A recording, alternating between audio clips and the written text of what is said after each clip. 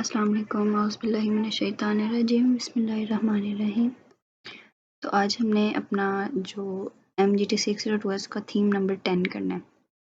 Actually theme number 10 का ही है और जो थीम नंबर 11 है उसका इस तरह से है। थीम नंबर 11 में भी थीम नंबर 10 ही है, तो कोशिश होगी कि थीम नंबर 10 के दोनों पार्ट्स A और B कंप्लीट कर लें इसी वीडियो में। तो चलते हैं सबसे पहले पार्ट A में, जो कि 10th थीम एक्चुअल है। ठीक है, तो इसमें हमारे पास NABC के बारे में पढ़ना है कि NABC क्या है या मॉडल कैनवास क्या है बिज़नेस के। तो सबसे पहले हमने अपने बिज़नेस आइडिया को देखना होता है, जो हमने अपने डेली रूटीन से पकड़ा हुआ होता है या वहाँ से सोचा हुआ होता है कि हम ये आइडिया लेंगे और उसको अपने बिज़नेस में कन्वर्ट कर देंगे। सबसे पहले तो बिज़नेस के लिए जो चीज़ें होती हैं वो हमारे पास एक रॉ फॉर्म में होती हैं और देन फिर हम उसको बिज़नेस अपॉर्चुनिटी में चेंज करते हैं और फिर अपने बिज़नेस आइडिया जो अपने माइंड में स्केच करते हैं और फिर बिज़नेस आइडिया को हम रिफ़ाइन करके उसको अपना बिज़नेस का फिर उसके बाद बिज़नेस के रिसोर्सेज ढूंढ के बिज़नेस को स्टार्ट कर लेते हैं मार्केट में ले जाके। अब इस चीज़ के लिए आपको दूसरों की हेल्प की भी ज़रूरत होगी कि आपकी थॉट्स जो हैं उन कितनी हेल्प मायने रखती हैं उनके लिए, या उनकी थॉट्स आपके लिए कितनी मायने रखती हैं। You need others help in order to materialise your thought. आपको अपने फैमिली मेम्बर्स या किसी इन्वेस्टर से या ओपन मार्केट रिसोर्सेज से आपको हेल्प चाहिए होगी। इस कंडीशन में आपने अपना जो बिज़नेस आइडिया है उसको मीनिंगफुल, स्ट्रक्चर्ड और ऑर्गेनाइज्ड वे में आपने रिप्रेजेंट करना होता है इन तमाम लोगों को। There are numerous ways to represent a business idea but we find one which is convenient. हमारे पास बहुत से डिफरेंट बिज़नेस आइडियाज़ होते हैं, लेकिन जो सबसे अच्छा मेथड क्या है कि आपका जो एक्सप्लेन करने का मेथड है वो कन्वीनियंट होना चाहिए, ईजी टू अंडरस्टैंड होना चाहिए, स्मूथली रिप्रेजेंटेबल होना चाहिए। इसके बाद हमने नीड, अप्रोच, बेनिफिट, कंपटीशन मतलब कि NABC अप्रोच के बारे में पढ़ना है। वो क्या होती है कि NABC का मतलब क्या है कि नीड, अप्रोच, बेनिफिट्स और कंपटीशन। सबसे पहले आपने किसी नीड को पकड़ना है, ठीक है, उसको अपॉर्चुनिटी में चेंज करना है। फिर उसके बाद आपकी अप्रोच क्या होगी, आप उन तक कैसे रसाई हासिल करेंगे उसके मटीरियल्स तक। फिर उसका बेनिफिट क्या होगा और कंपटीशन, जो कि जब हम मार्केट में जाते हैं तो कंपटीशन से भी हमें गुजरना पड़ता है। तो यहाँ पर क्या है कि NABC क्या है, एक स्टैनफोर्ड यूनिवर्सिटी ने रिप्रेजेंट किया था इसको। ये क्या कहता है कि इसमें आपकी effective pitching of your business to the potential investors and stakeholders is very critical. कि आप अपने बिजनेस आइडिया को इन्वेस्टर्स मतलब जो इन्वेस्ट करना चाहते हैं या स्टेक होल्डर्स के सामने आपने अपने बिजनेस आइडिया को रिप्रेजेंट करना है। तो ये बहुत मुश्किल पार्ट है कि आपने उनको मनाना है कि वो आपके साथ इन्वेस्ट करें। तो आपके लिए एक स्मार्ट प्रेजेंटेशन जो है वो बिजनेस आइडिया के लिए एक आइडियल अप्रोच है कि आप अपने पोटेंशियल स्टेक होल्डर्स जो बिज़नेस आइडिया में आपके इंटरेस्ट रखते हों उनमें इन्वेस्ट करें। ठीक है, Stanford research institute defined NABC approach किस तरह से बताइए कि एक इम्पोर्टेंट क्लाइंट या मार्केट उसको एक यूनिक अप्रोच चाहिए होती है। Need addressed by a unique approach with compelling benefits when compared against the competitions और अल्टरनेटिव्स। कि एक इम्पोर्टेंट क्लाइंट या मार्केट को यूनिक अप्रोच की ज़रूरत होती है जिससे वो अपने बेनिफिट्स देखें और जब कंपटीशन आए तो कंपटीशन के बारे में भी आपसे पूछ गिछ करें या कंपटीशन से भी आपका जो आइडिया उसको कंपेयर करें। NABC की इम्पोर्टेंस क्या है, यहाँ पर एग्जांपल बताया गया है कि अगर आप वर्चुअल यूनिवर्सिटी के लंच टाइम में बैठे हुए हैं और आपको भूख लगती है तो आप वहाँ से किसी भी टक शॉप में जाते हैं और वहाँ से सोचते हैं कि पहले आप यहाँ से जाएंगे, किसी ना किसी अप्रोच आप कोई ना कोई अप्रोच चाहिए होगी आपको। जैसे कि आप कैंपस से बाहर निकलेंगे तो आपने किसी टक शॉप तक जाने के लिए आपको किसी ना किसी चीज़ की ज़रूरत होती है। फिर आपने देखना है कि वहाँ पर आपको फूड अच्छी क्वालिटी का मिलता है कि नहीं मिलता। तो यही बात है कि अगर आपके पास you avoid to go further और other market places to avoid unnecessary fatigue and waste of time. तो फिर आप क्या करेंगे, अपनी यूनिवर्सिटी की कैंटीन को लेंगे और वहाँ से कुछ ना कुछ लेके खा लेंगे बाहर जाने के अलावा। ठीक है, उसके बाद यहाँ पर कह रहे हैं कि आपने this date is to attribute this movement of, आपने थिंक करना है, एनालिसिस करना है, फिर उसके बाद डिसीजन मेकिंग करना है। ये 3 कंपोनेंट्स जो हैं वो हमारे पास NABC के हैं। NABC के कंपोनेंट्स क्या हैं, थिंकिंग, एनालिसिस और डिसीजन मेकिंग। ठीक है, उसके बाद एंटरप्रेन्योर क्या करते हैं कि नीड करते हैं, and entrepreneur actually need to exactly refine, उसने अपना स्ट्रक्चर को या बिजनेस आइडिया को रिफाइन करना है और स्ट्रक्चर करना है ठीक है। By considering need, approach, benefits and competition के फैक्टर्स को मद्देनजर रखते हुए उसने अपने बिजनेस आइडिया को स्ट्रक्चर करना और रिफाइन करना है। उसके बाद NABC components are collectively considered as the backbone of the business idea pitching sequence and contents। MCQs के लिए देख लें कि जो NABC के कंपोनेंट्स है वो बैकबोन होते हैं, किसके लिए होते हैं? Business idea pitching sequence and contents के लिए। नीड क्या है कि नीड वो चीज़ जिसकी आपको ज़रूरत हो। अप्रोच क्या है? वो मतलब आपको अपनी नीड पूरी करने के लिए किन चीज़ों का इस्तेमाल करना पड़ेगा या किन चीज़ों की आप मदद लेंगे। इसमें आपके टूल्स, स्ट्रेटजीज़ या प्लान्स आ जाते हैं। उसके बाद बेनिफिट्स कि आपका जो बिज़नेस आइडिया है वो आपको कैसे बेनिफिट करेगा, फाइनेंशियल बेनिफिट करेगा, प्रॉफिटेबल होगा, क्या आपकी ज़रूरत को पूरा करेगा। उसके बाद कंपटीशन, फिर जब हम मार्केट में जाते हैं तो कंपटीशन या कंपटीटर्स के बारे में भी हम ज़रूर देखते हैं या उनको हमें ज़रूर फेस करना पड़ता है। उसके बाद हमारे पास यहाँ पर नीड के बारे में बताया गया है कि नीड क्या है कि need must identify the customer. Need के लिए आपको कस्टमर्स को आइडेंटिफाई करना पड़ता है कि आपने किन कस्टमर्स के लिए कौन सी प्रोडक्ट बनानी है और फिर मार्केट में जाकर उसको प्रोडक्ट को ऑफर करना पड़ता है। इसलिए आपको एक चीज़ याद रखनी चाहिए कि आपकी जो सर्विस है या आपकी जो गुड्स हैं वो सस्टेनेबल होने चाहिए, उसका ग्रोथ होनी चाहिए और वो सर्वाइव काफ़ी देर तक करे मार्केट में, क्योंकि मार्केट में आजकल कंपटीशन बहुत है। तो आपकी जो प्रोडक्ट है वो मस्ट बी सस्टेनेबल होनी चाहिए। You need to be very clear, आपको क्लियर होना चाहिए कि आप किन मार्केट में जाकर अपने किस कस्टमर की जाकर रिक्वायरमेंट्स को फुलफ़िल करेंगे या नीड्स को फुलफ़िल करेंगे। आपको नीड्स को आइडेंटिफाई करना चाहिए with a large enough market which can offer sustainable market opportunity. उसके बाद NABC के कुछ प्रिपरेशन के क्वेश्चंस आ जाते हैं, वो क्या है? What is the need, market size क्या होगा, क्या आप जिस भी मार्केट साइज़ में जितनी भी इन्वेस्टमेंट करें क्या वो सफिशेंट है, इट इज़। उसके बाद हमारे पास ये ड्यूरिंग नीड आइडेंटिफिकेशन आपको क्या बनाना चाहिए? You need to build a solid case on an authentic facts based evidence, जिसमें एविडेंस होना चाहिए आपके एविडेंस में survey, statistical report, market research और कंक्रीट ऑब्जर्वेशन आती है। फिर आपने उसकी नीड या अपॉर्चुनिटी को जो मार्केट में है उसको देखना है, clearly pin Poynting the needs, its market size, sustainable potential और साइंटिफिक एविडेंस। ये बेसिक पैरामीटर्स हैं हमारे पास जिसे आप अपने पोटेंशियल स्टेक होल्डर्स को कन्विंस कर सकते हैं। ठीक है कि आपने किन किन चीज़ों के बारे में रिसर्च किया है और आपका मार्केट साइज़ क्या होगा, आपके नीड क्या है लोगों की, आप उसके मुताबिक क्या बना रहे हैं, आपका सस्टेनेबिलिटी की पोटेंशियल कितना है और साइंटिफिक एविडेंस आपके पास कितना है। ठीक है। उसके बाद अप्रोच के बारे में हम पढ़ते हैं। तो अप्रोच क्या है?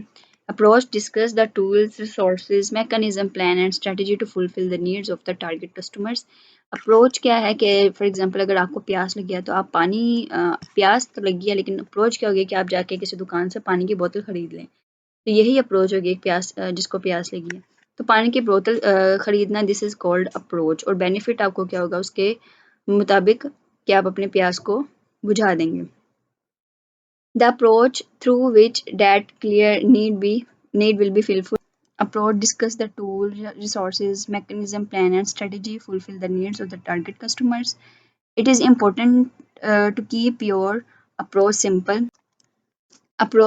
smooth, updated, and state of the art to meet the dynamic market demands. Benefit क्या है? The benefit package must be unique. Sometime it could be closer to the other people's offering in the same target market. इसमें आपका जो idea है उसके बारे में आपने तमाम चीज़ों की बेनिफिट्स जो आप की जो प्रोडक्ट है उसके तमाम जो बेनिफिट्स हैं आपने उनको लिस्ट डाउन करना है और ऐसे मार्केट में जाके आपने अपने प्रोडक्ट को सर्व करना है जहाँ पर वो पहले ना सेल होती हो या आपकी जो गुड्स हैं वो इतनी सस्टेनेबल हों कि मार्केट में जाके उसका कोई कंपटीशन ना बनता हो। यूजुअली मार्केट और customer demand 3 types of products and services क्या हैं वो हमारे पास। Customer needs low cost, customer को लो कॉस्ट चाहिए होती है, इकोनॉमिकल होनी चाहिए, हाई क्वालिटी होनी चाहिए, better quality products and service simultaneously, and so you need to give them a reason to switch to your offer and leave this previous one if any time. अच्छा, तो अब competition क्या है? Competition में need, approach और benefit के बाद अब हमारे पास कंपटीशन आ जाता है। कंपटीशन जो है हमारे पास मार्केट में एक इम्पोर्टेंट फैक्टर है। ठीक है। उसके बाद यहाँ पर कुछ भी नहीं देखने वाला, ये पढ़ते हैं। We must be rightly critical to our own approach and must look up date how competition can affect our business idea, कि कंपटीशन जो है हमारे बिजनेस आइडिया को किस तरह से इफेक्ट करता है, कि बैड इफेक्ट लेकर आता है कि गुड इफेक्ट लेकर आता है. It is equally important to precisely present the details about your current and potential customers. आपने प्लान और ए और प्लान बी के बारे में भी लिख कर रखना कि अगर आपके पास कंपिटिटर्स आ जाते हैं तो आप उसके बारे में क्या सोचते हैं, उसके मुकाबले में कौन से प्रोडक्ट लेकर आएंगे, उसके बाद आपका क्या रद्द-ए-अमल होगा, आपके कंपिटिटर्स कौन हो सकते हैं, आप जो उसके बेनिफिट्स क्या होंगे अगर वो आता है, या अगर उसके साइड इफ़ेक्ट्स क्या होंगे. ये सवाल यहाँ पर ही लिखे गए हैं कि how you are better than your competitors. जवाब क्या देंगे उसके बाद ये देख लेना. उसके बाद हमारे पास आता है कि important need with unique approach compelling benefits and smooth competition description is the output of NABC framework. तो NABC फ्रेमवर्क का आउटपुट क्या है कि इंपॉर्टेंट नीड, आपकी इंपॉर्टेंट नीड हो, यूनिक अप्रोच हो, कंपेलिंग बेनिफिट्स हो और स्मूथ कंपटीशन हो. ये हमारे पास NABC का फ्रेमवर्क है. ये आपके पास ऊबर की एग्जांपल दी गई है कि एक ट्रैवलिंग क्या है, नीड है, अप्रोच क्या है कि वो ट्रैवलिंग के लिए किसी न किसी चीज़ को अप्रोच करें. ठीक है, जैसे कि ऊबर के लिए कार की अप्रोच चाहिए होगी तो उसमें कैप्टन या ड्राइवर्स होंगे. ठीक है, आप ऑर्डर करेंगे, आपके पास गाड़ी आ जाएगी. बेनिफिट क्या होगा कि उसको लो पैकेज में पब्लिक ट्रांसपोर्ट जो है वो मिल जाएगी. कंपटीटर्स क्या है, कंपटीटर्स में ऊबर के मुकाबले भी अब क्रीम वगैरह भी आ गई हुई है तो वो ऊबर की कंपटीटर्स ही हैं. लेकिन ऊबर क्या है, रिलायबल है, बेटर, चीपर और फास्टर सर्विसेज है. उसके बाद हमारे पास बिजनेस मॉडल के कैनवास आ जाते हैं. कैनवा का यहाँ पर एग्जांपल आप इस तरह से ले लें कि जैसे एक ड्राइंग करने वाले को कैनवा की ज़रूरत होती है जिसके ऊपर वो ड्राइंग बनाते हैं, इसी तरह बिजनेस वाले को भी, बिजनेस मैन को भी ज़रूरत होती है कि वो अपना जो बिजनेस मॉडल है वो बनाए, उसको डिज़ाइन करे. Business idea is defined through NABC. You have a representable and articulated and nourished NABC framework of your business. Next step is to develop business model canvas. Business model को, business या NABC के बाद आपका जो अगला step होता है वो बिजनेस मॉडल कैनवास को बनाना होता है. अब यहाँ पर डिफरेंस लिखा गया कि डिफरेंस क्या है NABC और बिजनेस मॉडल कैनवा में, कि NABC में आप फ्रेमवर्क मतलब स्ट्रक्चर बनाते हैं अपने बिजनेस आइडिया को. उसके बाद जो कैनवा है वो क्या करता है कि आपके बिजनेस आइडिया को पिक्चर्ड में चेंज करता है. पिक्चर के मॉडल में आपकी हर एक जो डिटेल होती है उनको ड्रॉ करता है. Business Model Canvas is a strategic management template used for developing new business models and documenting existing ones. It offers a visual chart with elements describing a firm's and product values proposition, infrastructure, customers, finances, existing business to align their activity by illustrating potential trades-off. Business canvas ये तमाम जो questions हैं उनके बारे में सवाल का जवाब देता है. ये पढ़ लीजिएगा, इतनी ज़रूरी नहीं है. यहाँ पर एग्जांपल दी गई है वैगी फ्रेश की, कि आपने अपने कस्टमर्स को मोबाइल आउटलेट पर या मोटरसाइकिल पे आपने अपने या बाईसाइकिल पे आपने बाहर जो लोगों के घर में फ्रेश वेजिटेबल्स की सर्विसेज करनी है एवरीडे, तो उसके लिए आपको किन किन चीज़ों की ज़रूरत होगी. पहले उसने मार्केट नीड के बारे में बताया, फिर यूनिक अप्रोच क्या होगी कि भाई कूल बॉक्स इंस्टॉल करें अपने मोबाइल उस पर बाइक साइकिल पर, उसमें फ्रेश वेजिटेबल्स रखे, कट वेजिटेबल्स भी रखे, उसके बाद बॉइल्ड वेजिटेबल्स भी रखे. उसके फिर अप्रोच क्या होगी कि availability of fresh and hygienic vegetables to working women throughout the day, कि क्वालिटी स्टैंडर्ड प्रोडक्ट होनी चाहिए. डोर स्टेप पे वो अपना जो है ऑर्डर जो है वो डिस्प्ले डिलीवर करे. कन्वीनियंस क्या है कि आपके पास होल कट और बॉइल्ड वेजिटेबल्स हैं. कम्पिटिटिव प्राइस जो है वो आपकी लो होनी चाहिए. वाई मस्ट वी विन, हम कैसे जी सकते हैं, because we are offering what market target market exactly wants, कि मार्केट में किस चीज़ की जरूरत है, हमने उस चीज़ को पकड़ा और उसको सेल करना शुरू कर दिया. तो बेसिकली आगे भी इसी के बारे में बताया गया है. अब उसके बाद हमारे पास ये वाला थीम है जिसमें हमने मार्केटिंग और उसके लीगल एस्पेक्ट्स के बारे में पढ़ना है. ये तकरीबन हम पहले भी पढ़ चुके हैं मार्केटिंग के बारे में. नीड क्या है, वांट क्या है, डिज़ायर्स क्या होते हैं, उसके बारे में है ये सारा. तो सबसे पहले हमने फिलिप कोटलर या आर्मस्ट्रॉन्ग मार्केटिंग के बारे में क्या कहते हैं कि the process by which companies create value for customers. कुछ बनाती है, क्रिएट वैल्यू करती है कस्टमर्स के लिए और कस्टमर के साथ अपना रिलेशनशिप जो है वो स्ट्रॉन्ग बनाती है in order to capture value from the customers in return. इसके बदले में कि वो उससे कोई प्रॉफिट हासिल करेंगे, अपनी जो वैल्यू है उसको बढ़ाएं कस्टमर्स की नज़रों में। इस डेफिनेशन के कुछ कंपोनेंट्स हैं, क्या हैं? प्रोसेस हैं, वैल्यू फॉर कस्टमर्स है, ठीक है, और कस्टमर के साथ रिलेशनशिप है, गुड विल है और प्रॉफिट है। हमने सबसे पहले NABC के बारे में पहले पढ़ा, तो अब हमने यहाँ पर बिज़नेस आइडिया के बारे में बात करनी है कि जब भी हम बिज़नेस आइडिया के बारे में बात करते हैं तो सबसे पहले हम उसकी बिज़नेस आइडिया को देखते हैं। बिज़नेस आइडिया हमारे पास क्या है? So need is identified at first place whenever you are designing any product or service. तो नीड जो है वो सबसे पहले आइडेंटिफाई की जाती है जब भी आप किसी चीज़ के बारे में या प्रोडक्ट सर्विस के बारे में डिज़ाइन करते हैं। यहाँ पर अब क्या कह रहे हैं कि नीड क्या है? नीड एक ऐसी हालत है जब आपको किसी भी चीज़ की ज़रूरत महसूस होती है। स्टेट ऑफ फेल्ट डेप्रिवेशन, किसी भी चीज़ से आपको महरूमी महसूस होती है तो वो आपकी नीड बन जाती है। Anything that you feel is lacking is called need, कि वो कमी जो आपको महसूस होती है उसको नीड कहा जाता है, या किसी भी चीज़ की कमी का महसूस होना नीड कहलाती है। तो डेफिनेशन आप नीड की देख रहे हैं। फिर कॉटलर या आर्मस्ट्रॉन्ग वांट के बारे में क्या कहते हैं कि द फॉर्म ह्यूमन नीड्स, तो वो फॉर्म जो ह्यूमन नीड्स की ह्यूमन नीड से, एक तो नीड होती है जो ज़रूरत होती है और एक वांट जो हम चाहते हैं। लेकिन नीड क्या है कि हमें एक रहने के लिए घर चाहिए, लेकिन अब वांट हम उससे बढ़ के क्या चाहेंगे कि एक बड़ा सा घर हो, एक गाड़ी हो, तो ये वांट में आ जाता है। लेकिन नीड जो है वो सिर्फ और सिर्फ एक सादा घर भी हो सकता है।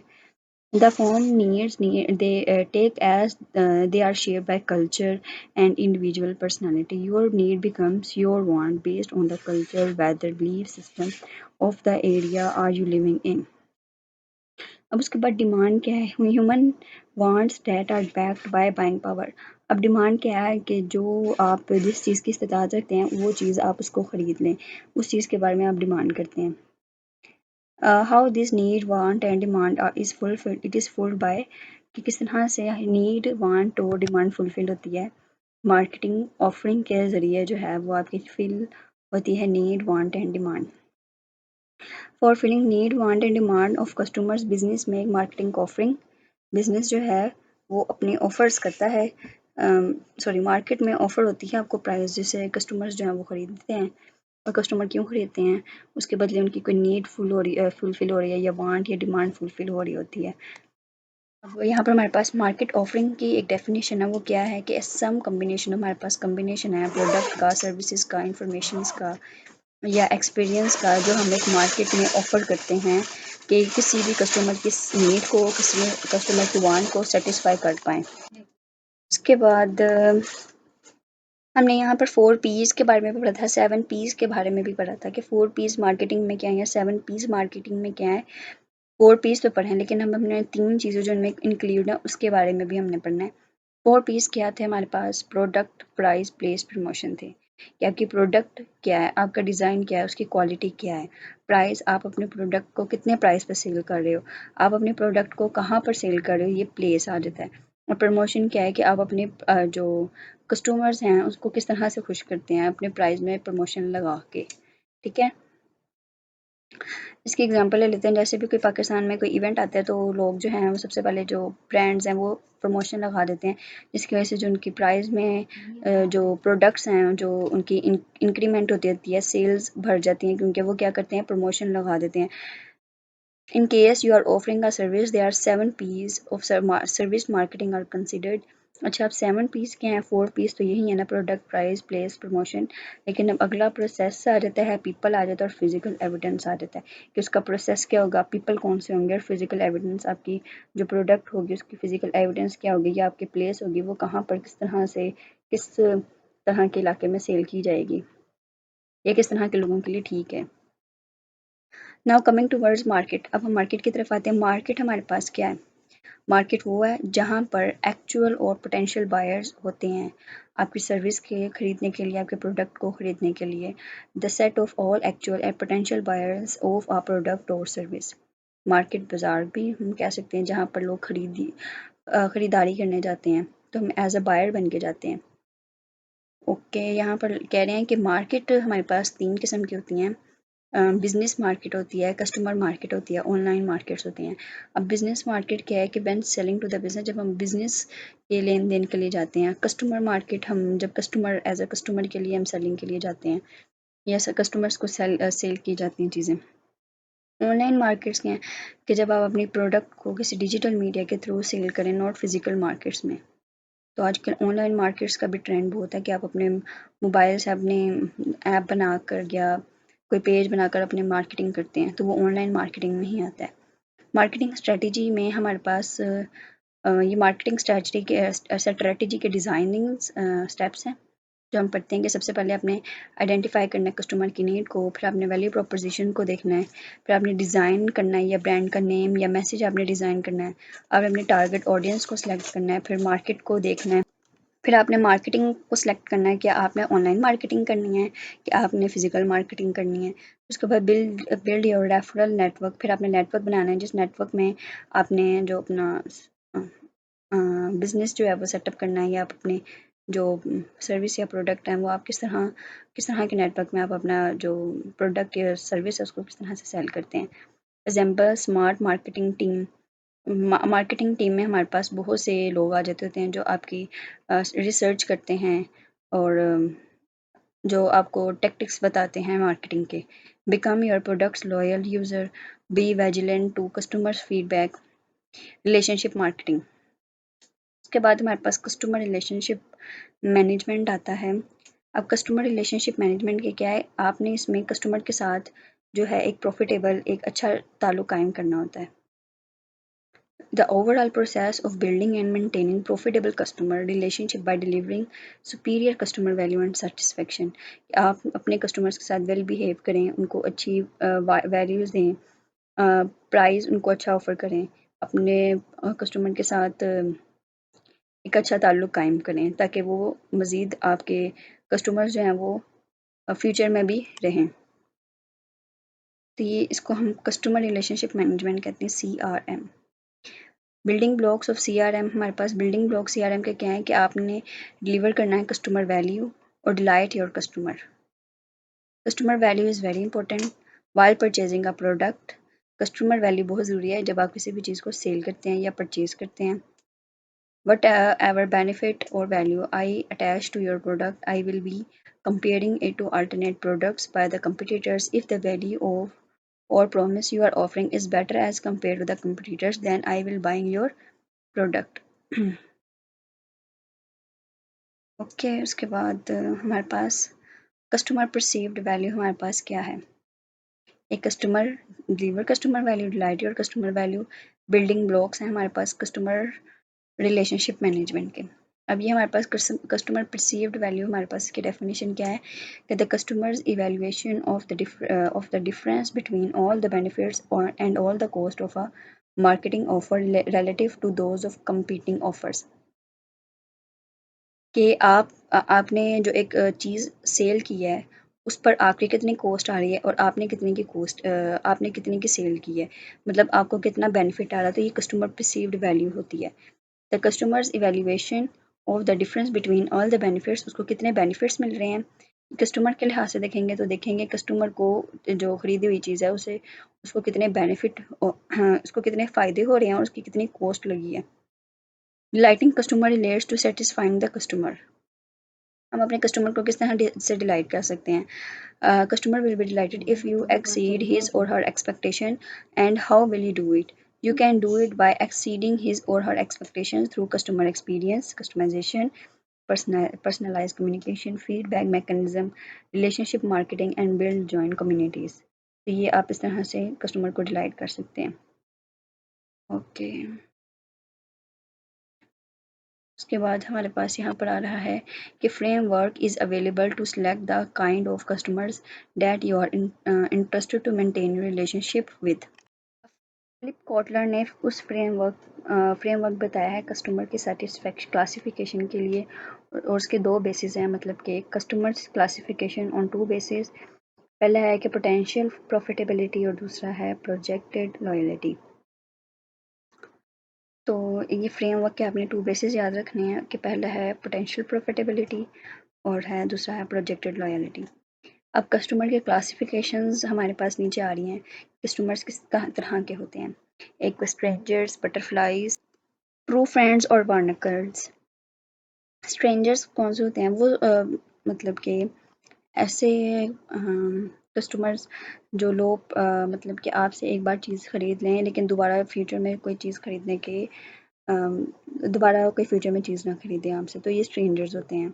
और उसके बाद बटरफ्लाइज़ कौन से होते हैं कि ये आपसे एक बार चीज़ें ख़रीद लेते हैं लेकिन जब दूसरी बार जो है वो आपके डिस्काउंट या प्रमोशन के बारे में इंतज़ार करते हैं। अगर आप नहीं लगाते तो फिर वो किसी और ब्रांड से ख़रीद लेते हैं। They are potentially profitable but not loyal. They need the product and might buy your product, and then again when your need arises they might buy the product of the same other brand, some other brand. They will not wait for your brand to offer. अच्छा वो आपके brand मतलब offer का इंतज़ार नहीं करते हैं। जब कभी उनको ज़रूरत महसूस होती है तो वो किसी और ब्रांड से भी अपनी चीज़ें ख़रीद लेते हैं। अच्छा, उसके बाद ट्रू फ्रेंड के आ जाते हैं कि दे आर प्रॉफिटेबल, ये प्रॉफिटेबल होते हैं। ये आपसे अपने आपके प्रोडक्ट खरीदते ही हैं और इनका जो रिलेशनशिप है वो आपके साथ बहुत स्ट्रॉन्ग होता है। स्ट्रैटेजी, इनके लिए स्ट्रैटेजी क्या है कि for them should be build to build continuous relationship and management and investment should be made to delight these customers and nurture retain and grow. तो ट्रू फ्रेंड्स वो होते हैं जो आपके साथ लॉयल होते हैं, प्रॉफिटेबल भी होते हैं, ये अपना जो आपके साथ लॉन्ग टर्म रिलेशनशिप बना के रखते हैं फॉर बाइंग योर प्रोडक्ट्स। अच्छा, बार्नेकल्स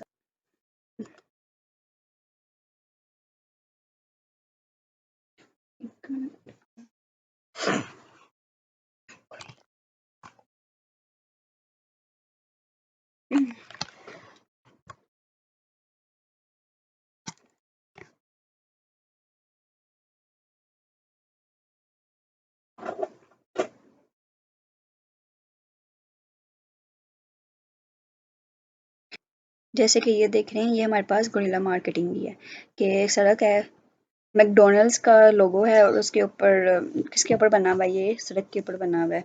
मार्केटिंग ही की जा रही है जिस तरह से अब ये देख लें, ये मार्केटिंग की जा रही है। और जैसे कि यहाँ पर एक आइसक्रीम पड़ी हुई है और पिघल रही है, अब वो कह रहे हैं कि यहाँ पर इस तरह से फेंके मत, ये मार्केटिंग ही है, ठीक है। आपको बताया जा रहा है कि इस तरह से फेंके मत, गंद मत फैलाएं, बल्कि यहाँ पर ये देखें कप गिरा हुआ है और ये मार्केटिंग हो रही है। पाकिस्तान में इस तरह की ज़्यादातर मार्केटिंग नहीं की जाती है। अम, अम, उसके बाद हमारे पास अच्छा इसके दो फीचर्स हैं, वो क्या है कि ये लो कॉस्ट है और ये मैक्सिमम कस्टमर इंगेजमेंट को लेती है, मतलब कि कस्टमर का ज़्यादा से ज़्यादा ध्यान खींचती है अपनी तरफ। ये अनकन्वेंशनल डिज़ाइन और अनकन्वेंशनल इवेंट है, ठीक है। ओके, गोरिल्ला मार्केटिंग के सबसे अच्छी एग्जांपल आपने देखी भी होगी आजकल इंटरनेट पे कि मेबलाइन है मेकअप कंपनी, उसमें वहाँ पर मस्कारे को इस तरह से इंट्रोड्यूस करवाया जा रहा है कि यहाँ पर मस्कारे का ब्रश बना हुआ है और आई लैशेज़ जो हैं वो ट्रेन के ऊपर लगाई हुई हैं, तो ये गोरिल्ला मार्केटिंग ही है। इसमें आपकी टेंशन को भी ग्रैब किया जाता है और आप इंजॉय भी करते हैं गोरिल्ला मार्केटिंग को। जे Conrad लेविंजन coined the term guerrilla marketing in his book named Guerrilla Marketing in 1984। उसने गोरिल्ला वेलफेयर से इंस्पायर्ड होकर गोरिल्ला मार्केटिंग का टर्म इस्तेमाल किया था। In this welfare, different small tactics are used to surprise the enemy like ambush, sabotage, raid, and surprise. The basic purpose of guerrilla marketing is to surprise the customer to such an extent that customer enjoys the experience. अब when guerrilla marketing can be used, Pakistan में guerrilla marketing बहुत limited है, बाकी बहुत से मुल्कों में इसका इस्तेमाल किया जाता है। The kind of this kind of marketing was basically for small firm but large companies use this marketing to a wider extent। अब हमारे पास guerrilla marketing की भी different types हैं, वो क्या आ जाती हैं?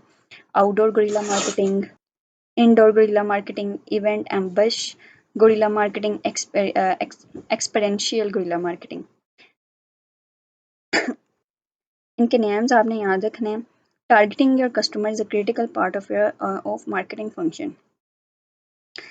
Dividing the market into various segment of distinct customers, you may आपके जो चीज़ों का पता होना चाहिए जब आप मार्केट को डिफरेंट सेगमेंट्स में डिवाइड करते हैं कस्टमर्स की बुनियाद पर, तो आपको साइकोलॉजी, एज और इनकम के बारे में पता होना चाहिए।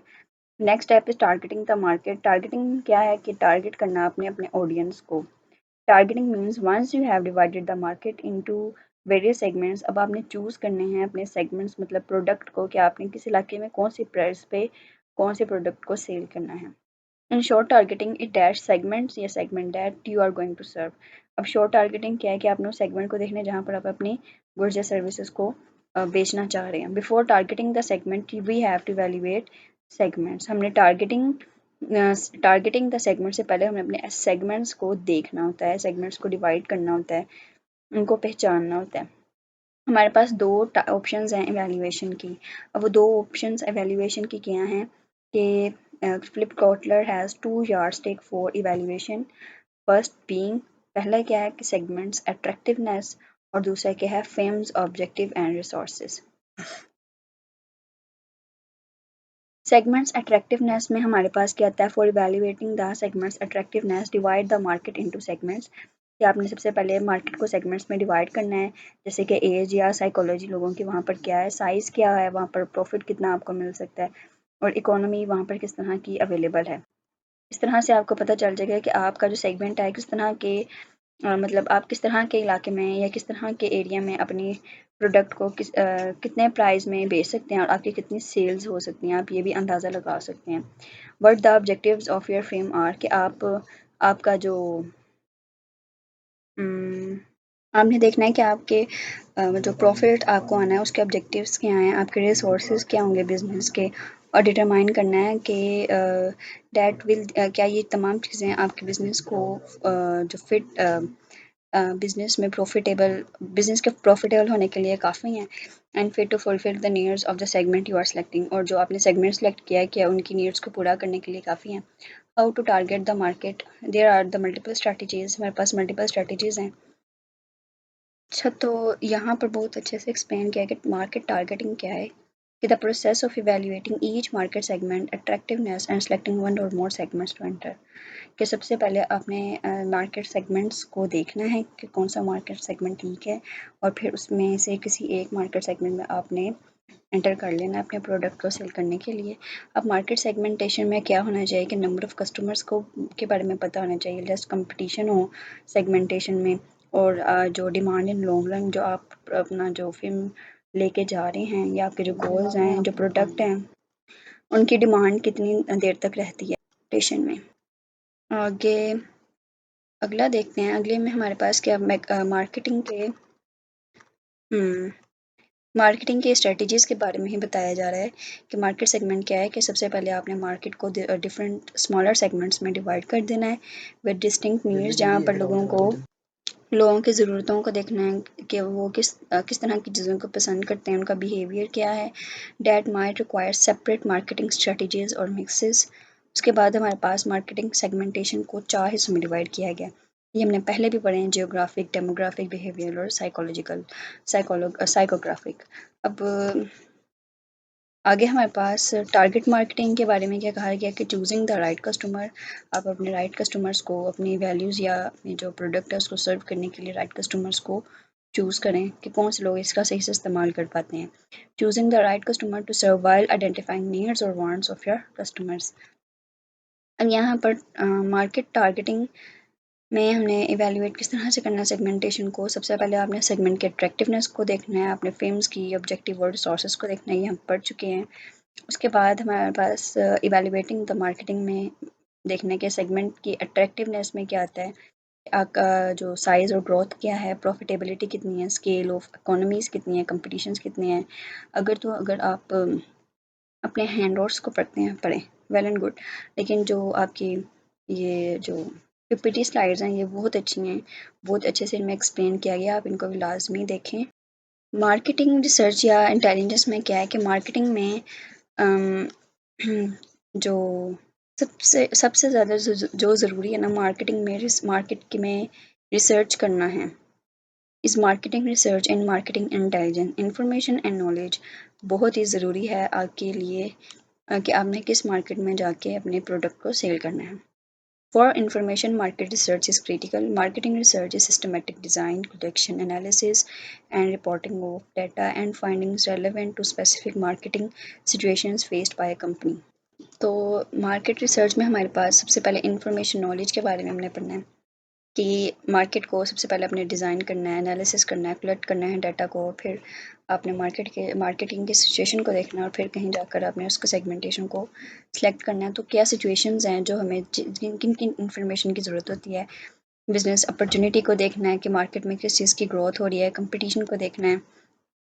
फिर वाई मार्केटिंग रिसर्च क्यों ज़रूरी है, प्रॉब्लम को आइडेंटिफाई कर सकते हैं हम इस तरह से, सेगमेंटेशन को देख सकते हैं और उसमें अट्रैक्टिवनेस को देख सकते हैं कि कितने लोग किस चीज़ को ज़्यादा पसंद करते हैं। टू इवेल्युएट बिजनेस अपॉर्चुनिटी, आप अपनी बिजनेस अपॉर्चुनिटी को देखना है कि आपके पास जो बिजनेस अपॉर्चुनिटी है क्या वो सेगमेंटेशन के लिए ठीक है, क्या लोग उससे क्या लोगों की अट्रैक्टिवनेस की वजह बन रहा है ये।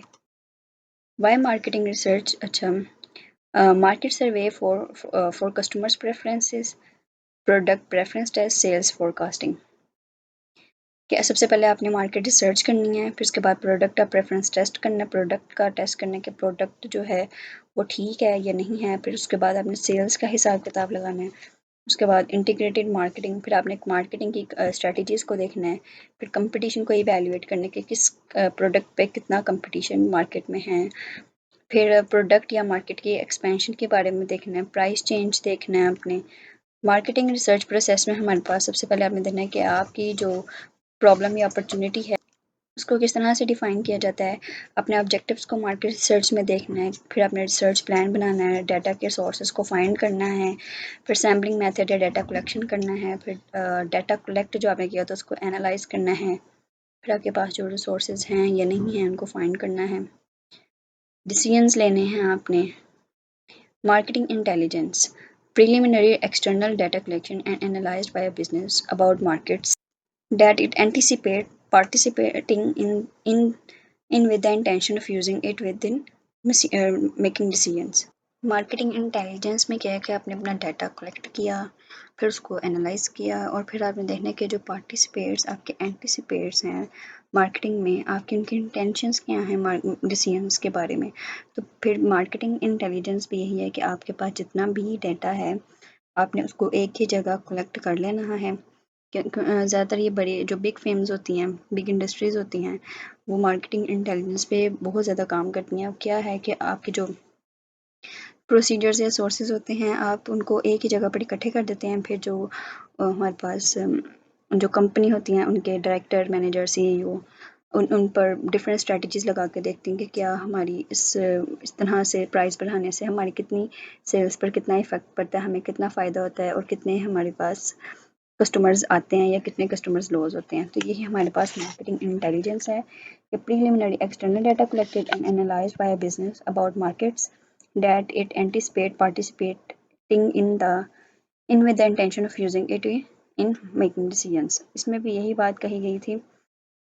उसके बाद हमारे पास ये एक और डेफिनेशन है कि marketing intelligence can be use to access market any entry opportunities and to formulate market development plans, penetration strategies, the set of procedures and sources used by the management to obtain everyday information about development in the marketing environment।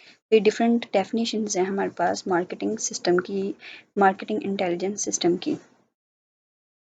अब ये हमारे पास product के बारे में बात की जा रही है, डिज़ाइन योर मार्केट ऑफरिंग, कि आप मार्केट में ऑफ़र किस तरह से डिज़ाइन कर सकते हैं। यहाँ पे भी हमारे पास मार्केट इंटेलिजेंस कंप्लीट हो गया। अब यहाँ पर हमने प्रोडक्ट के ही बारे में बात करनी है।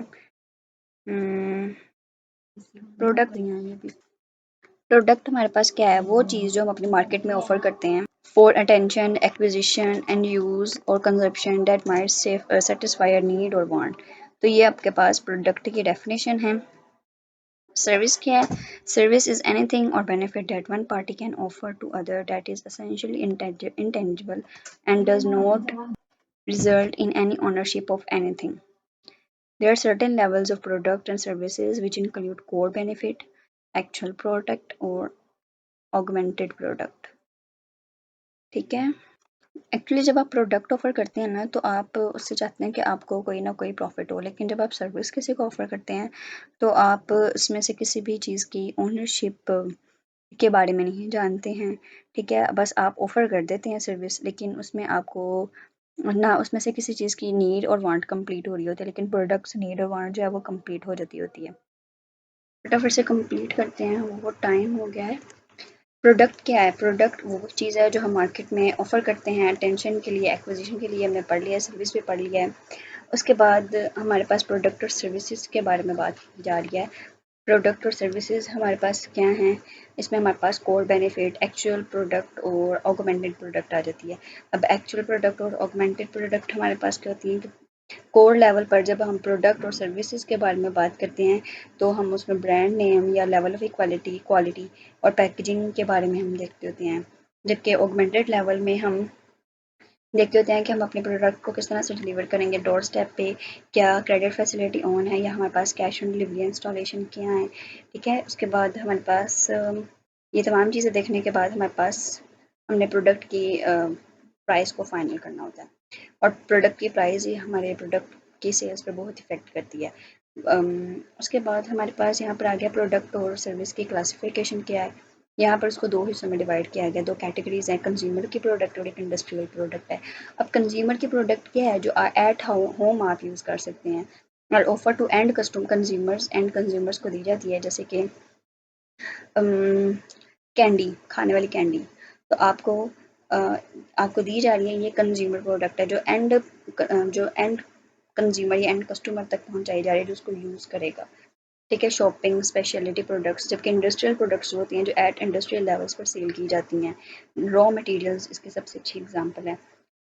There are certain attributes of products and services. Product or services comprises of product quality, product features and product style and design. उसके बाद हमने यूनिक सेलिंग प्रोपोजिशन के बारे में बात करनी है। The factors the factors or consideration presented by a seller as the reason that one product or service is different from better than of their competitors. Unique selling preposition में क्या है कि आप अपने प्रोडक्ट को इस तरह से सेल करते हैं, आप बताते हैं कि कंपटीटर्स के मुकाबले आपके जो प्रोडक्ट या सर्विस है उसमें ये फीचर्स हैं, उसमें ये बेहतरी है। प्रोडक्ट डिज़ाइन और प्रोडक्ट क्वालिटी क्या है? Product quality seems to be हमारे पास सिंपल और लेकिन डीप कम्प्लेक्स वाली बात है कि सबसे पहले हमने इसमें प्रोडक्ट की क्वालिटी के बारे में बताना होता है, ये डिफेक्टेड है या नहीं है। ठीक है, उसके बाद the American society for quality. Quality American किस तरह से डिफाइन करते हैं? अमेरिका की society quality as characteristic of product. Quality जो है वो एक खसूसियत है किसी प्रोडक्ट या सर्विस की, जिस पर जो कस्टमर है उसको लेने के लिए आमादा होता है। अब प्रोडक्ट की क्वालिटी में क्या आता है कि leading proposition tool directly related to performance, और प्रोडक्ट आपके प्रोडक्ट जो है वो उसमें क्या चीज़ का इस्तेमाल किया जा रहा है, किस चीज़ के लिए वो इस्तेमाल हो रही है, कस्टमर को कितना फ़ायदा दे रही है, कस्टमर को कितनी सेटिस्फेक्शन है आपके प्रोडक्ट के साथ, और कितनी देर तक वो जो कस्टमर है वो आपके प्रोडक्ट को यूज़ कर सकता है। उसके बाद डायमेंशंस ऑफ प्रोडक्ट क्वालिटी। अब ये 10 वाला चैप्टर ही इतना लंबा है, इसके 13 पेजेस थे हमारे पास, तो ये अभी जो है पता नहीं कितना पेज हुआ है। अब उसके बाद डायमेंशंस के बारे में बात की जा रही है। डायमेंशन ऑफ प्रोडक्ट क्वालिटी में हमारे पास लेवल ऑफ क्वालिटी, कंसिस्टेंसी और उसकी कमिटमेंट देखनी है किसके साथ? क्वालिटी के साथ। डायमेंशंस ऑफ प्रोडक्ट क्वालिटी में क्या क्या है कि quality, level of quality, level of consistency and level of commitment with the quality. अब क्वालिटी से क्या मुराद है? क्वालिटी 8 डायमेंशंस पर राउंड करती है। पहली क्या है? अब डिज़ाइन क्या है प्रोडक्ट और सर्विस का? डिज़ाइन या प्रोडक्ट डिज़ाइन आपकी सर्विस का या प्रोडक्ट का इसलिए ज़रूरी है क्योंकि कस्टमर्स की सेटिस्फेक्शन, कस्टमर से आपको वैल्यू मिलती है। अब फॉर एग्जांपल अगर आप साबुन को बेच रहे हो तो खाली पैकेट में या आपने किसी शॉपर में थोड़ी ना डाल के दे देना, आप उसकी पैकेजिंग बनाएंगे, एक प्यारा सा बॉक्स बनाएंगे, उसके अंदर डालेंगे, आपके पास कलर क्या होगा सॉप का कलर, और उसका डिज़ाइन किस तरह से होगा। तो ये तमाम चीज़ें जो हैं कस्टमर की वैल्यू, जो आपके प्रोडक्ट है उसकी वैल्यू को भी इंक्रीज़ करते हैं, सेटिस्फेक्शन भी बनाते हैं कस्टमर के लिए। अब यहाँ पर अगली बात यहाँ पर की जा रही है कि डिज़ाइनिंग, जब आप प्रोडक्ट सर्विस को डिज़ाइन करते हैं तो यही हमारे लिए बहुत क्रूशियल स्टेज है कि आप प्रोडक्ट या सर्विस को किस तरह से डिज़ाइन करें। आप एक एंटरप्रेन्योर हैं, आप स्पेसिफिकेशन लिख रहे हैं, लेकिन आप यहाँ पर खुद को एक कस्टमर की तरह समझें और आप बताएं कि कस्टमर कितने एक्सपेंसिव होने चाहिए, आप किस तरह की प्रोडक्ट को बाय करेंगे, किस तरह की प्रोडक्ट आपको अच्छी लगती है। अब यहाँ पर प्रोडक्ट स्पेसिफिकेशन की डेफिनेशन क्या है कि written statement of items required characteristics documented in a manner that facilitate its procurement और production and acceptance। कि आपने आइटम की डिटेल्स लिखनी है कि उसमें क्या खसूसियात हैं, क्या क्या चीज़ें उसमें डली हुई हैं, किस तरह से क्या उसमें हलाल और हराम का कोई फ़र्क है या नहीं है। ठीक है, ये मैं वैसे ही आपको बता रही हूँ, लेकिन आइटम्स की करैक्टरिस्टिक्स पूरी डिटेल्ड में लिखी होती हैं जब किसी भी चीज़ को आप खरीदें। ठीक है, अब एक और डेफिनेशन जो है हमारे पास प्रोडक्ट स्पेसिफिकेशन के क्या है कि the stage of the business buying process in which the buying organization decides on, इसमें बाइंग ऑर्गेनाइजेशन डिसाइड करती है और स्पेसिफाई करती है कि कौन सी प्रोडक्ट की करेक्टरिस्टिक्स बहुत अच्छी हैं जिसको वो खरीदें। अगर हमारे पास बिजनेस बाइंग में हम अपनी राइटिंग स्पेसिफिकेशंस लिखते हैं प्रोडक्ट की, अब उसमें हम तीन चीज़ों को देखते हैं कि स्ट्रेट रीबाय, मॉडिफाइड रीबाय और न्यू टास्क रीबाय। इन तीन चीज़ों के बारे में देखते हैं। तो थ्री हमारे पास क्या है, बिजनेस बाइंग सिचुएशंस हैं, स्ट्रेट रीबाय, मॉडिफाइड रीबाय और न्यू टास्क रीबाय। स्ट्रेट रीबाय में हमारे पास क्या है, स्ट्रेट रीबाय हमारे पास वो उसमें हम अपनी जो बिजनेस बाइंग सिचुएशन है, हम अपने जो प्रोडक्ट्स होती हैं विदाउट उनमें किसी भी मॉडिफिकेशन के, विदाउट किसी भी प्राइस इंक्रीमेंट के, मतलब सिंपल सा हम सेल करते रहते हैं। ठीक है, इन विच द बायर रूटीनली री order something without any modification. उसके बाद मॉडिफाइड रीबा हमारे पास क्या है, जिसमें बायर जो है वो मॉडिफाई करता है अपने प्रोडक्ट के स्पेसिफिकेशंस में, प्राइस में और सप्लायर्स में। ठीक है, उसके बाद हमारे पास आ जाता है न्यू टास्क। न्यू टास्क में हमारे पास क्या होता है, जिसमें बायर जो है वो परचेज करता है प्रोडक्ट या सर्विस को पहली दफ़ा। ठीक है, उसके बाद हमारे पास पैकेजिंग और लेबलिंग आ जाता है। पैकेजिंग और लेबलिंग जो है वो आपके प्रोडक्ट को बहुत अच्छे से डिफाइन करती है। Packaging helps to keep the product safe, लेकिन पैकेजिंग में हमारे पास कॉस्ट भी आती है, लेकिन अटेंशन जो कस्टमर्स की है वो भी ग्रैब होती है। And grab the customers attention, packaging helps to save the product. Your packaging for example, अगर आप आजकल ऑनलाइन बहुत ज़्यादा शॉपिंग की जाती है तो पैकेजिंग पर बहुत ज़्यादा ध्यान दिया जाता है कि आपको पैकेज, आपका जो प्रोडक्ट है वो किस तरह से पैक किया जाएगा, किस तरह से सेफ आप तक पहुँचाया जाएगा। ठीक है, your packaging should be convenient and safe for the customer, customer should be happy to carry the product. Labelling भी बहुत ज़रूरी है। लेबलिंग हमारे पास लीगल इश्यूज़ की वजह से लेबलिंग की जाती है, जैसे कि मेडिसिन। ठीक है, मेडिसिन पे भी बहुत ज़्यादा लेबलिंग की जाती है ताकि वो अच्छे से समझाया जाए कि मेडिसिन बहुत अच्छी है, किस चीज़ के लिए अच्छी है, या सर्टिफाइड है, या पीछे से मतलब जो लेबोरेटरी है उन्होंने एक्सेप्ट किया हुआ है इनके टैक्स को। What is packaging? The wrapping material around a consumer item that serves, contain, identify, describe, product, display, promote and otherwise make the product marketable and keep it clean। अब packaging के बारे में तो सबको पता है, पैकेजिंग में डिज़ाइन या प्रोड्यूसिंग द कंटेनर और रैपर फॉर प्रोडक्ट। अब इसमें हमारे पास क्या है, पैकेजिंग के टाइप्स हैं हमारे पास, एक प्राइमरी पैकेज है, एक सेकेंडरी पैकेज है और एक सेकेंडरी पैकेज है शिपिंग, और थर्ड पैकेज हमारे पास है कि एक प्राइमरी पैकेज और सेकेंडरी पैकेज, और वो पैकेज उसने शिप करना होता है एक जगह से, एक कंट्री से दूसरी कंट्री में, one city to another city. Packaging is known as product face, packaging को प्रोडक्ट्स का फेस भी कहा जाता है। पैकेजिंग में हमारे पास प्रोडक्ट कंटेनर भी आता है, पैकेजिंग डिज़ाइन और functionality, packaging colour and quality, packaging size, packaging durability, packaging cost आता है। पैकेजिंग जो है वो अटेंशन को भी ग्रैब करता है, जैसे कि कैंडी का एक कैंडी कैंडी का कलर किस तरह का होना चाहिए, कैंडी का रैपर किस तरह से होना चाहिए। ठीक है, packaging is also important because it result in influencing consumers, assurance the product quality, brand recognition and brand reinforcement. अब लेबलिंग क्या है, labelling is very critical for certain industries, specially for regulatory authorities monitoring it. ठीक है, labelling बहुत ही ज़रूरी है। उसके बाद display of information about the product on it container, packaging और the product itself. Business dictionary dot com किस तरह से बताता है लेबलिंग को कि for several types of consumer industrial product the type of extent of information that may be imparted by a label is governed by relative safety label labeling is a part of packaging labels की labeling की range from shipping laws। Labelling दरअसल इसीलिए की जाती है ताकि आपके जो प्रोडक्ट है वो लोगों को पता चले कि वो सेफ़ है आपके इस्तेमाल के लिए, और आप इसको इस चीज़ के लिए इस्तेमाल कर सकते हैं। ये मतलब कि जो साइंटिस्ट हैं उन्होंने भी प्रूव किया हुआ है कि ये बिल्कुल ठीक है आपके लिए। ठीक है, और labelling it has broad meaning, it includes में सिंपल टैग से कॉम्प्लेक्स ग्राफिक्स तक भी आ जाते हैं। अब पैकेजिंग और लेबलिंग के बाद हम प्लेसमेंट, प्रोडक्ट की प्लेसमेंट और सर्विस के बारे में बात करते हैं कि हमने प्रोडक्ट को कहाँ पर सेल करना है।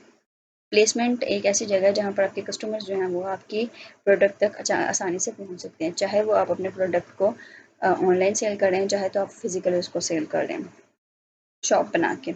सेलिंग द बिजनेस प्रोडक्ट और consumer product, but how will customer access your product is important. Placement is the distribution option available, कि आप किस तरह से अपने प्रोडक्ट किस तरह से डिलीवर करते हैं, ऑनलाइन, फिजिकल आउटलेट और डोर टू डोर सेलिंग। हमारे पास given below is a simple definition of place या access. What new distribution option are there for customers to experience our product online, in store या mobile, कि आप किस तरह से अपने कस्टमर को अपने प्रोडक्ट जो है वो दिखाते हैं।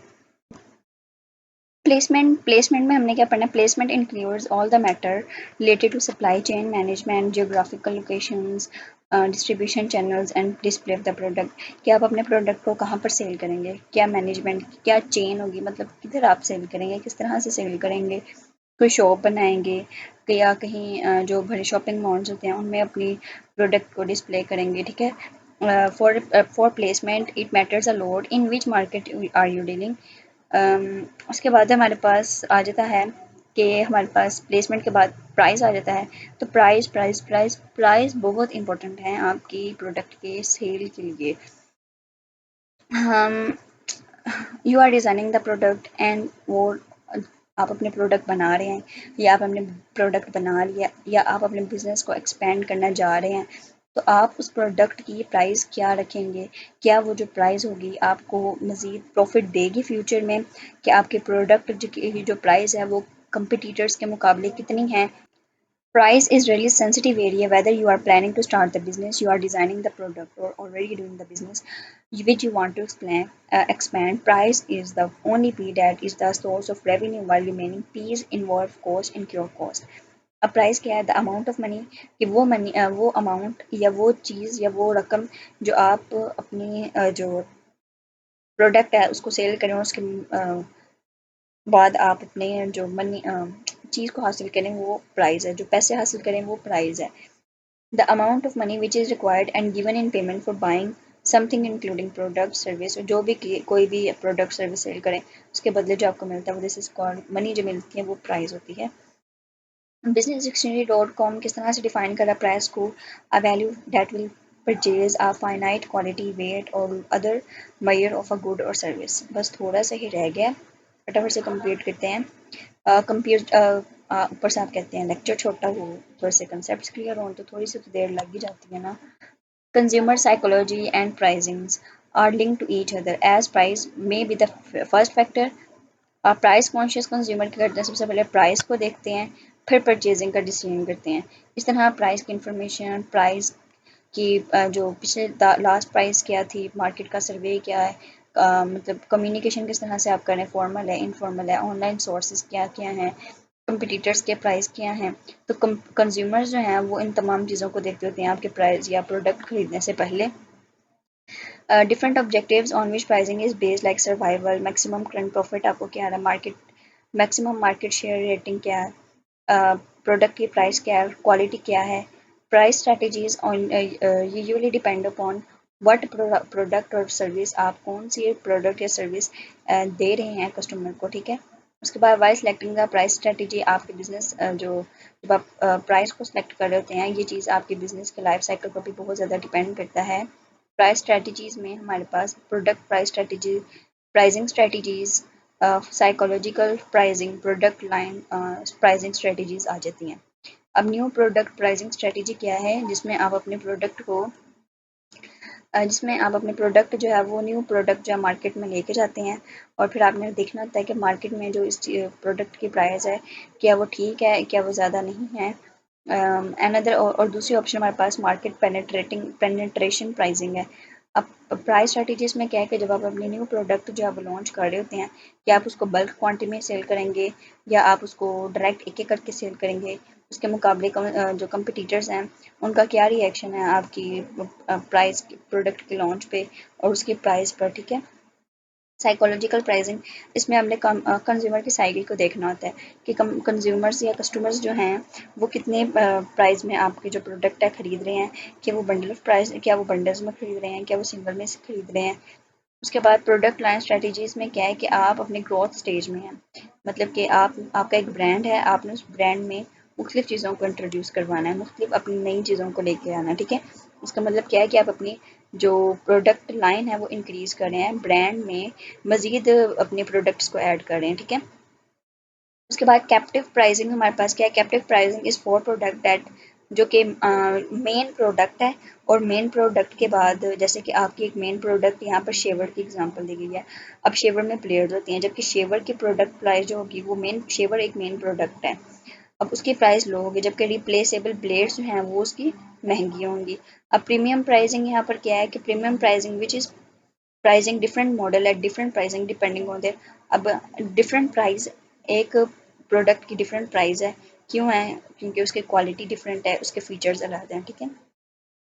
तो कैप्टिव प्राइसिंग और प्रीमियम प्राइसिंग के डिफरेंस आ जाता होता है, आप अच्छी तरह से इसको देख लेना है कि ये वो प्रोडक्ट है जिसमें that must be use along with the main product, जो मेन प्रोडक्ट के साथ इस्तेमाल की जाती है।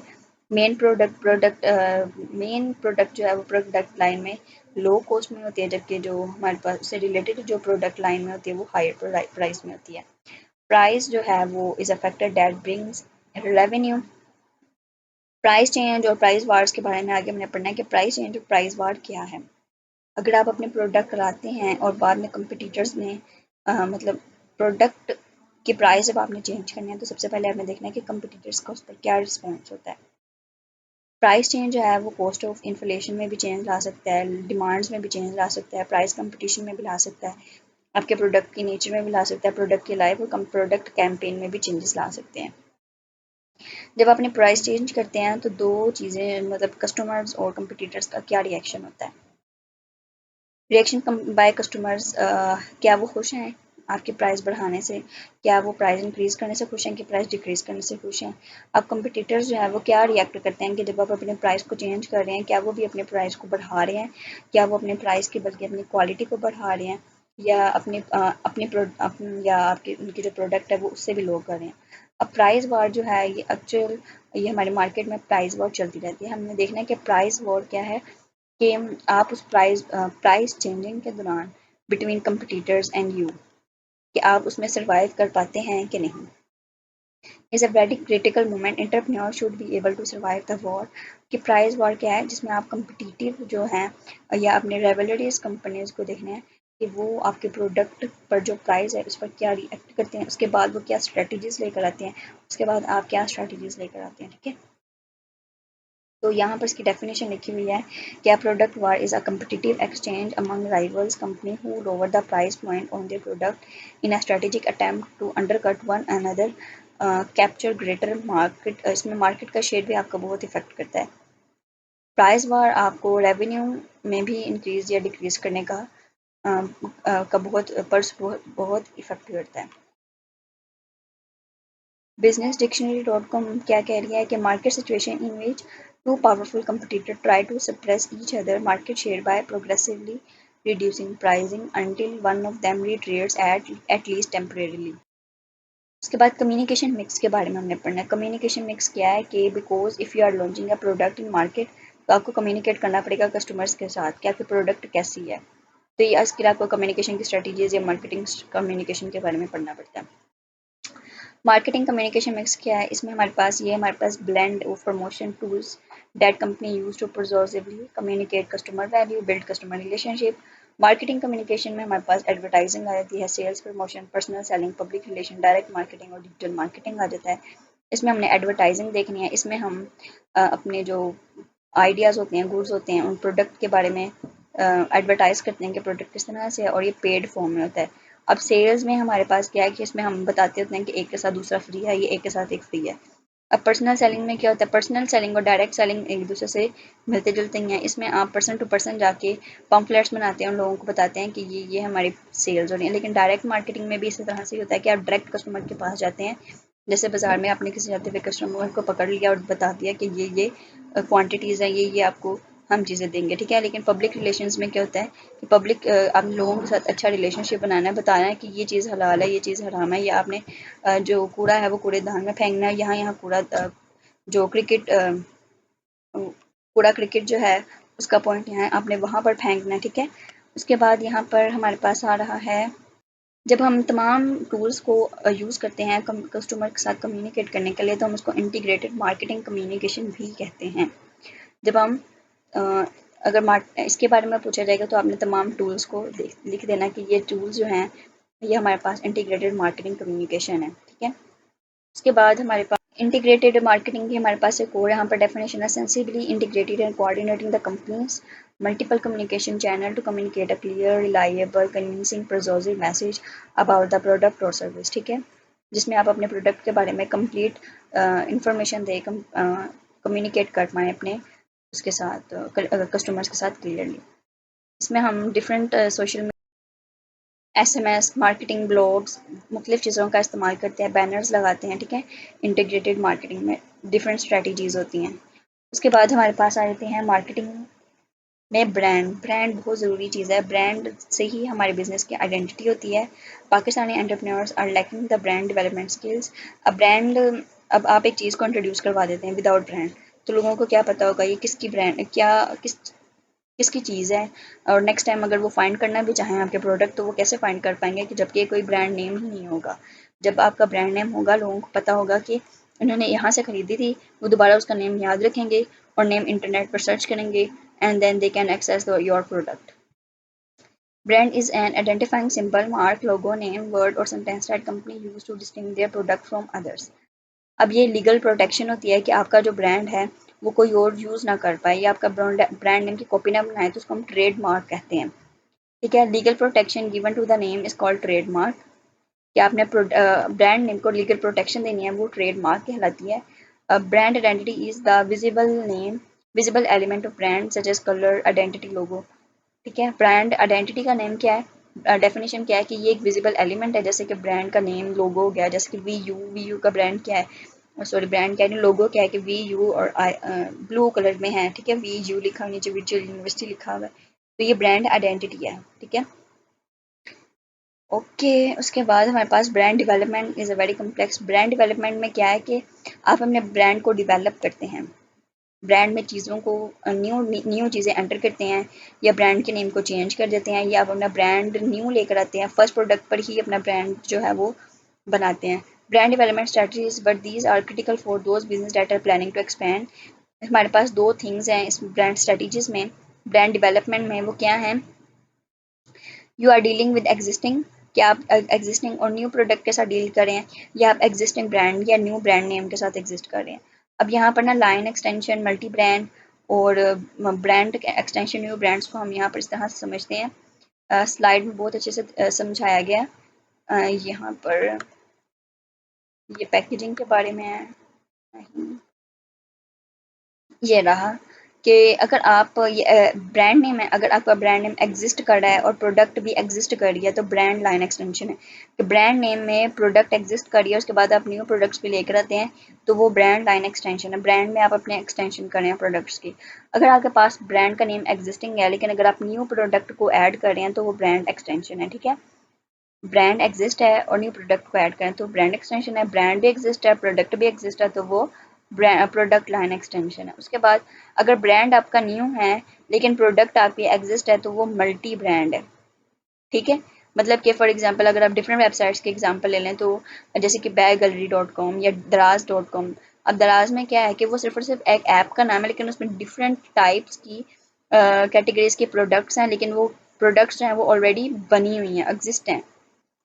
अब अगर आपके पास ब्रांड नेम न्यू है और प्रोडक्ट भी न्यू है तो इसका मतलब क्या है कि आपका ब्रांड जो है वो बिल्कुल न्यू है। तो यहाँ पर लाइन एक्सटेंशन के बारे में ही बात की जा रही है कि लाइन एक्सटेंशन में आप क्या करते हैं, ब्रांड बनाते हैं, extending and existing brand name to new forms, colour, ingredients.